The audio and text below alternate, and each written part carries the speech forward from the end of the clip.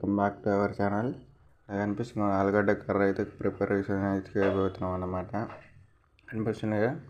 First అయితే నూనె పోసుకోవాలి. నూనె పోసుకున్న తర్వాత మనం జీలకర్ర అవన్నీ యాడ్ చేసుకోవాలి.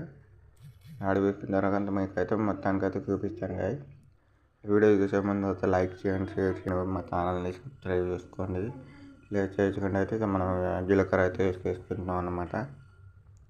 తర్వాత కొద్దిగా వేగిన తర్వాత ఉల్లిగడ్డలు అట్లా వేసేసుకోవాలి. ప్రస్తుతానికైతే వేసేసుకుంటున్నాం అన్నమాట. కనిపిస్తుంది మరి కొద్దిగా కొద్దిగా బ్లాక్ కలర్ వచ్చిందాక అట్నే వేగాలి. తర్వాత మనం ఏమంటారు శనగపప్పు వేసేసుకోవాలి.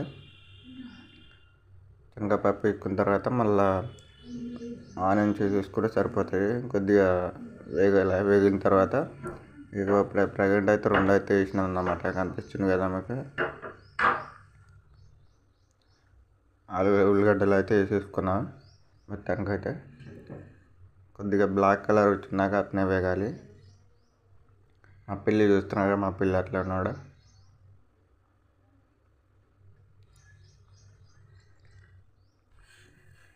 మొత్తానికైతే ఈ పసుపు అయితే చేసుకున్నాం ఆల్రెడీ. మా పిల్లి నార్మల్గా ఇట్లా కొట్లాడుతున్నాను, అందుకని ఒక చార్జ్ తీసిన.